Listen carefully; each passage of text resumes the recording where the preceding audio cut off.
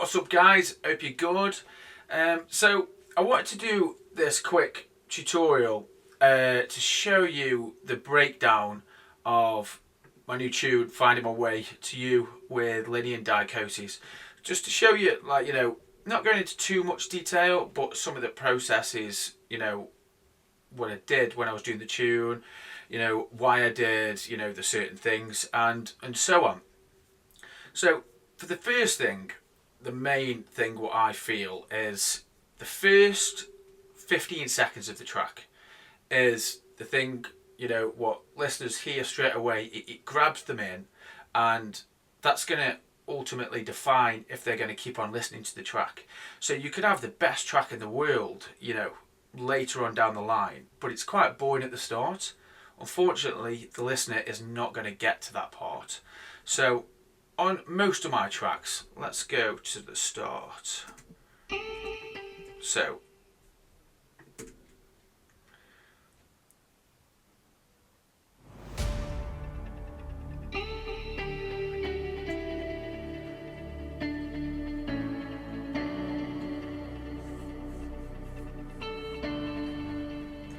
straight away, it's quite a hook, it's quite cool, it's quite catchy, and I've taken those bits from parts of the track later on. Now, when you're doing the tune, you don't need to worry about that. You know, you can worry about that at the end. What I always do is the first main thing is the main chords. You know, so let's have a look at the breakdown, because that's where I start all my tracks. So here we go. Let's mute the vocal for now. We'll just mute the vocal. Let's go.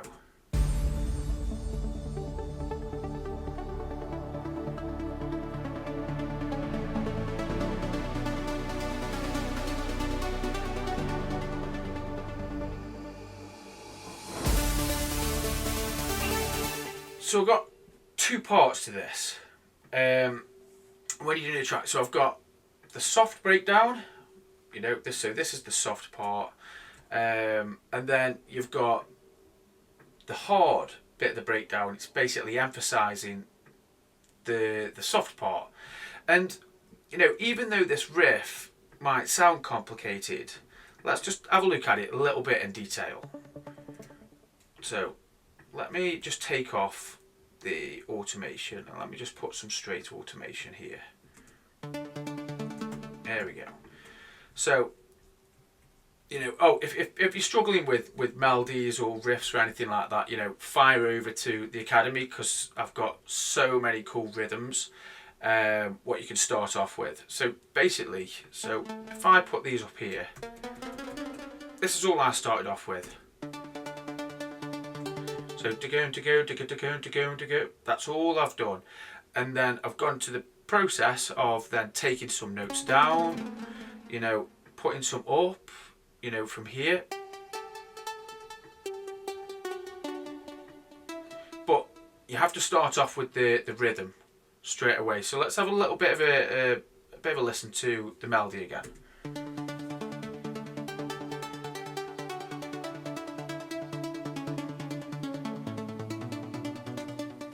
So it's not that complicated. You know, I've just changed a few notes, layered it up. So in the breakdown here, you need a few layers for the riffs. So we've got that one. We've got one, you know, coming through and protruding through the mix. So we've got the riffs. Then we've got the mids. So down here, it doesn't matter what door you're on. You know, all the doors are the same. They all work the same. It just depends, you know, what your preference is. So we've got the riffs. So let's have a look here. Riffs on this part. Tell you what we'll do. We'll go to the part where it gets big. Okay. So you're doing the breakdown. This is always the part which I will start off with, because if this part works, then the drop, it's basically, you know, usually it's just a bit of side chain, a few more layers, kick bass, and that's done. And then you just simplify it for the start. So when you're doing the breakdown here, we've got the riffs, Then we've got the mids. Let's have a look at the mids. Yo, it's me again. I hope you enjoyed the video. Now, if you do struggle with chords, patterns, arps, and melodies in general with MIDI, these are available on the Academy. You can just drag them, drop them into your DAW, experiment, and it makes it much easier for a creative flow.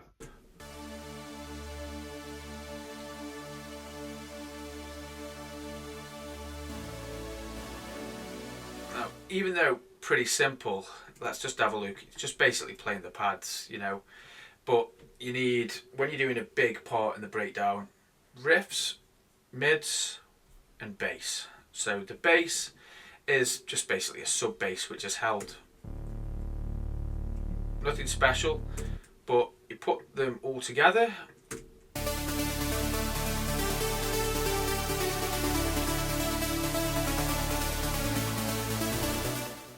Sounds epic. And then there's obviously the different layers, like the effects. You know, you put the effects on. And that's it. You know, there's nothing, you know, massively special about the track. So the bass is just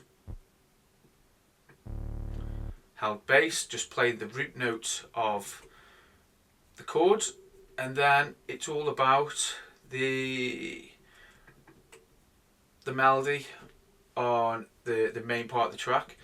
So we've got that. So let's just say you've got that. Then the drop, I would also do the drop. Don't do the build up yet. We don't know what the build up's going to be like, if we need to do a long build up or a short build up. So I'd do this part, and then the drop, if we break it down, let's do step by step. So we've got kicks on the drop. Let's listen to the drop first properly.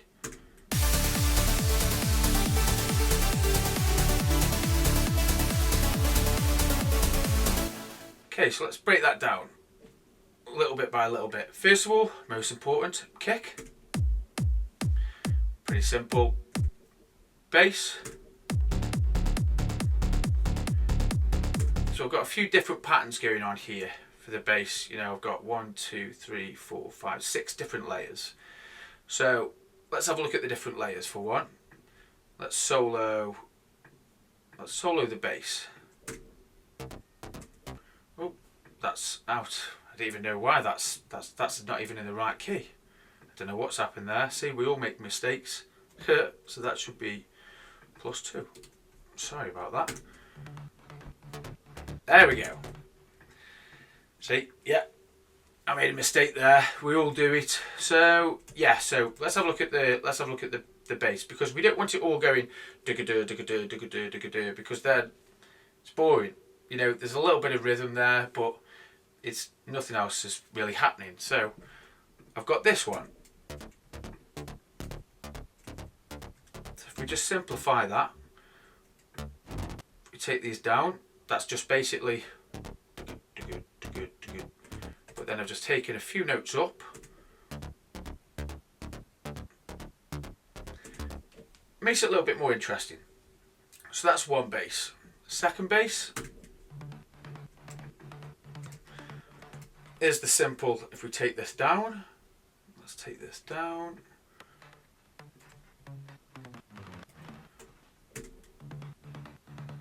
It's, you know, straight digga-dur, digga-dur, digga-dur, digga-dur, but then I've taken the sub bass, so where the sub hits, I've taken that up an octave. So then it isn't really intruding or interfering with the sub. So then you get a nice rhythm. And that's quite a light bass. There's some reverb and delay on it. Okay, next, sub. Quite straightforward. Do, do, do, do. Pretty straightforward. Next bass. We've got, you know, a double. And you notice all these bass lines are different. You know, so when you put them all together, it sounds a lot more complicated and complex. But I'm not doing anything different. I'm just choosing which octave to take some notes. Okay, so we've got like something a bit top-endy. The next one. Same pattern as before, but a bit more grit. give the track a bit more, you know, dirt, filth, do you know what I mean? And the last one, this one is to help this sub, because I felt this sub what I had in wasn't that strong. So I've altered the EQ on massive down a little bit, and then this one's just, you know, to give it real good power. You don't really need that, you only usually need one sub. So that's the sub and the kick. Okay, let's have a look at the riffs now.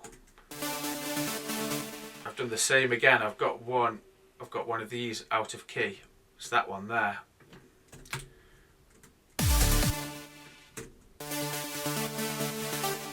There we go. I'm just gonna have a drink now.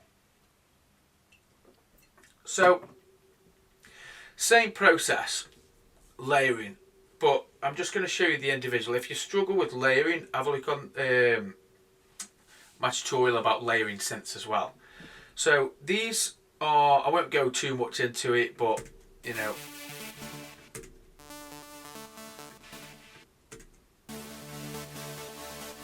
this one's like a, this one's part of the mids, so we'll just mute that for now. So, a few different layers going on there, which, you know, combined they sound pretty big. Now, a lot of people get to this point, which is really important. They'll get this sounding really good, they'll put a bass behind it, they'll put a kick, and it just isn't big enough. This is where the mids comes in. So the mids, which I played, which was this part, now this just backs up the riffs and it just fills that space of atmosphere. Now usually I'll just put the pads there, or I'll just put a rhythm of the pads.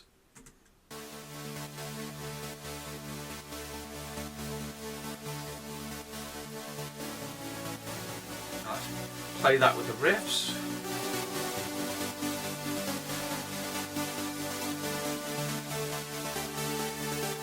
Take the mids out. Feels a lot weaker, right?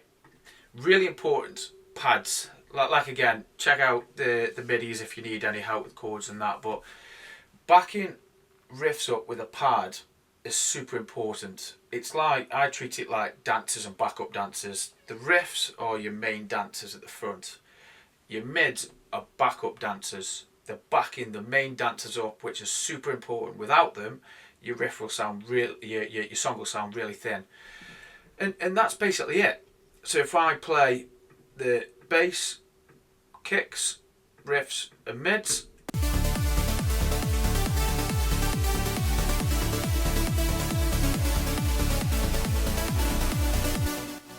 that's it. That's all you need. And then you can work on your percussion, your effects and all that kind of stuff, but I'd never do that until you've got this bit nailed. So now you've got your main breakdown done, you've got your drop. You can't just have those and then that's the end of your track. You need to break the track up a little bit. This is where, if it's a vocal track, then it's important that you break it up into verse, you know, pre-chorus, chorus. So, and this is where this part comes in. So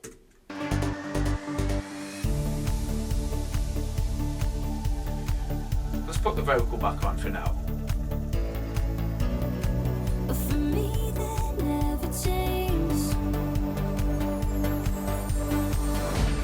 Time and time again, we drifted.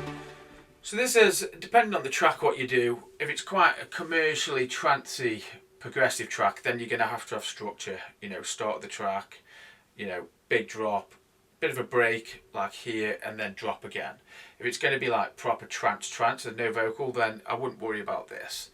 But breaking it up into segments, that's what I always do. I'll work on different parts of the track. Like, you know, when I started with this track, I had the breakdown, I put that on the left hand side. I had the drop, put that on the right side. And then I started working on this part, I put that on the far right hand side, and then I'll glue them all together. The last drop is the same as the first drop, but with a vocal. Finding my way to exactly the same.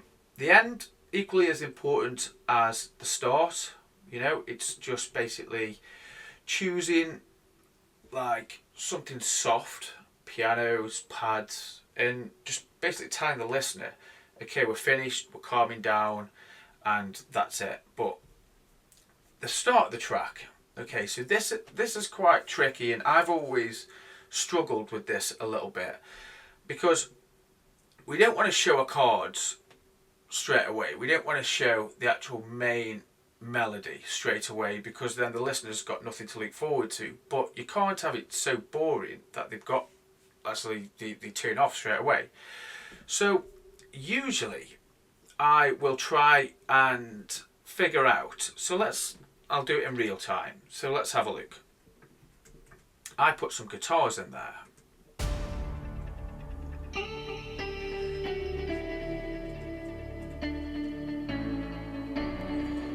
Now those guitars are the same as the main riff, but just some of the top notes, and I've taken out all the bottom notes. So instead of it going, it's just gone down, down, down, down, down. Do you see what I mean? So I've taken out all the others, made it simple, and that could be something, you know, like a pluck or guitar or a piano. It just hooks the listener in straight away, and you're not veering off from the track too much neither. So there's that part, and then we go into the first verse part of the track. All the summer nights we were running wild, rolling through the hills with our hearts on fire. Before we knew. So this is literally just a simplified version of the drop, taking everything down, plucks, you know, pads, or literally, so if we look at, you know, let's have a look at the bass. It's very simple. It's just normal, but it's not power, it's not fast, it's soft. So if we listen to the bass here,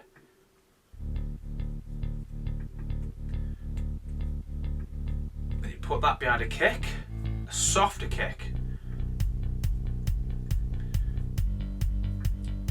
Let's loop this. It's quite nice. And then we put mids in.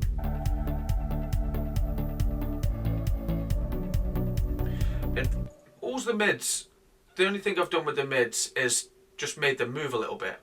So do, taking the pads, give them a little bit of a side chain, taking the cut off down, you know, we're not being super powerful at the start, and just made the track just move along softly. The world was in our hands, thought we had it all.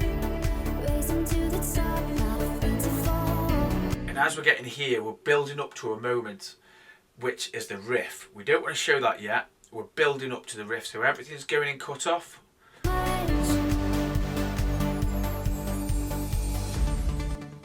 And then I'll put that melody back to where it was. Where was it? Was it this one? Yeah, let's put that one back. Let's put it. Yeah, we'll just put it. Let's put it there for now. Time and time again we drift away. Now the listener's hearing this for the first time. So what's super important is the level of cut-off, or when the ARP comes in for the first time. It can't be super powerful, it can't be too dull. It's got to be just right. And we are showing that to the listener, to the part where like, yeah, we're pulling it up, we're getting more and more excited. Now in this track, I do a little break and then I go full on power. But let's just say you're doing, you know, an uplifting 1/3/8 track. This could just be slowly progressing, slowly, you know, building more and more and more. We wouldn't have this like what I do. It'd be building, pads would then come in. What I would say is every 15 seconds or 15 or 30 seconds something important has to come in. Otherwise the track starts to get boring. So you'll notice, like, you know, let's just say if I look at this, you know, we've got 30 seconds here. Something important comes in. We've got this is the effects from my Still Alive track. Hit percussion and effects come in, and all this here, 30 seconds here, done, 30 seconds here, but then also we will have the vocals come in. Every 30 seconds, big rule, something needs to come in, something significant as well, not something just to fill the track. So, in summary, when you're attacking a track and you've got a cool idea of riffs and, melody or pads or mids or whatever, do the breakdown first. That big breakdown, get it sounding really cool, and then you're like, okay, I've got that. Then do the drop, but do it with simple elements. Don't need to put the percussion in, you don't need to put the effects or the claps. They are masking the track.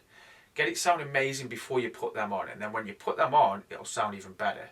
So you do your breakdown, you do your drop, then you figure out, okay, is it a vocal track? Okay, I need to make room for a verse. So then that's what I did here. You take your track down, go soft, get the vocals back in, and then bring it back up. It's like a track is like a book. You're telling a story. You don't want to tell the punchline straight away, because then it's going to be pretty boring and the listener won't want to listen anymore. It needs to be important at the start. You get them going, you tease them with sounds, with little melodies of what's to come. Then you tell the main punchline, and then, oh, okay, something else is happening in the book, and then that's when something else comes in. If you treat it like a book, you'll never go wrong. And if you treat the track like a cake as well, I like my analogies, treat it like a cake. You build your foundation, which is your kick, your bass, and your melodies. That's your bass. Then your cream and your icing, that's your percussion, your claps, stuff like that. And then your sprinkles and your cherry, that's your effects. If you treat it like that and do it in that order, you'll never go wrong. If you do something not in that order, you'll always find yourself struggling. So yeah, hope you've digged this. There'll be loads more to come, but yeah, take it easy and head over to the Academy for more. And also, if you want to have a go at remixing the track or take a look at this DAW, feel free to download it on the Academy right now. Sweet, take it easy.